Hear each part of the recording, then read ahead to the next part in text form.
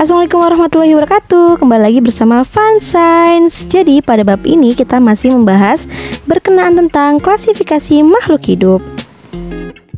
Pada subbab mengapa makhluk hidup dikelompokkan? Saat kita mengamati pertumbuhan berbagai jenis tanaman, didapatkan data bahwa setiap tumbuhan memiliki ciri tertentu.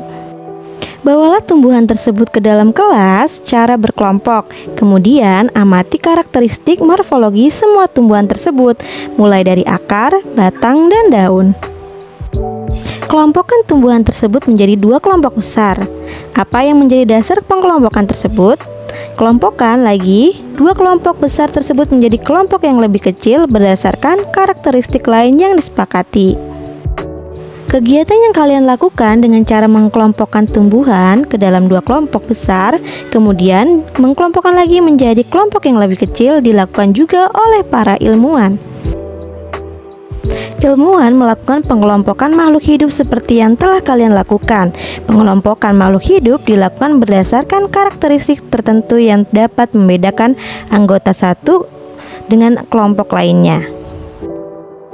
Lalu, apakah tujuan ilmuwan mengelompokkan makhluk hidup?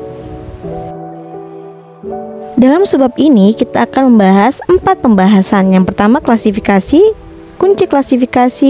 kunci dikotom, dan kunci determinasi. Pernahkah kalian mengunjungi perpustakaan atau minimarket atau supermarket? Misalnya, kalian mengunjungi sebuah perpustakaan, maka kalian akan melihat bahwa buku-buku disusun berdasarkan kategori tertentu. Buku teks pelajaran IPA akan disimpan pada rak yang sama, tidak dicampur dengan buku lainnya. Mengapa hal tersebut dilakukan? Hal tersebut dinamakan dengan mengklasifikasi atau mengelompokkan, membuat hidup lebih mudah setiap orang termasuk ilmuwan. Misalnya, ketika kita mengunjungi minimarket untuk membeli pasta gigi, maka kita akan pergi ke rak perlengkapan mandi. Dan jika kita ingin membeli minuman, maka kita pergi ke lemari penyimpanan minuman. Semua jenis barang dikelompokkan berdasarkan karakteristik tertentu. Untuk membuat klasifikasi lebih mudah, para ilmuwan menggunakan sebuah model yang disebut dengan kunci klasifikasi. Kunci sederhana dan mudah diikuti untuk mempresentasikan dari sistem klasifikasi. Kunci klasifikasi harus jelas, sederhana, dan mudah dimengerti. Ilmuwan menggunakan kunci klasifikasi karena beberapa alasan berikut dapat dilihat pada gambar di layar video. Kunci dikotom. Kunci dikotom adalah kunci determinasi yang terdiri atas dua keterangan yang berlawanan dari ciri-ciri yang memiliki oleh suatu jenis atau kelompok makhluk hidup. Kunci dikotomi memiliki dua pilihan di setiap cabang. Kunci ini dimulai dari atas dengan kelompok yang lebih besar dan perlahan dibagi menjadi kelompok lebih kecil dan lebih kecil lagi sampai tidak ada lagi pilihan yang memungkinkan. Hal ini menunjukkan bahwasanya kunci dikotomi untuk mengklasifikasikan hewan bertulang belakang.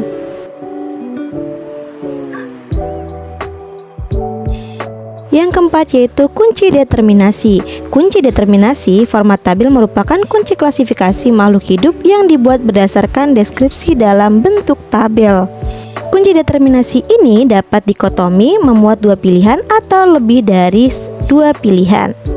Kunci determinasi dapat dilihat pada tabel berikut. Nah, jadi kita lihat dulu yang paling atas, misalnya 1A tidak memiliki tulang belakang atau dia memiliki tulang belakang. Jadi opsinya itu, caranya itu kalian pilih salah satunya dari nomor 1 dulu. Apakah dia punya tulang belakang atau tidak? Langsung dilanjut dengan nomor 2 sampai nomor 5. Setelah kalian menentukan 1A atau 1B, maka nanti akan terlihat apakah hewan itu termasuk invertebrata atau vertebrata.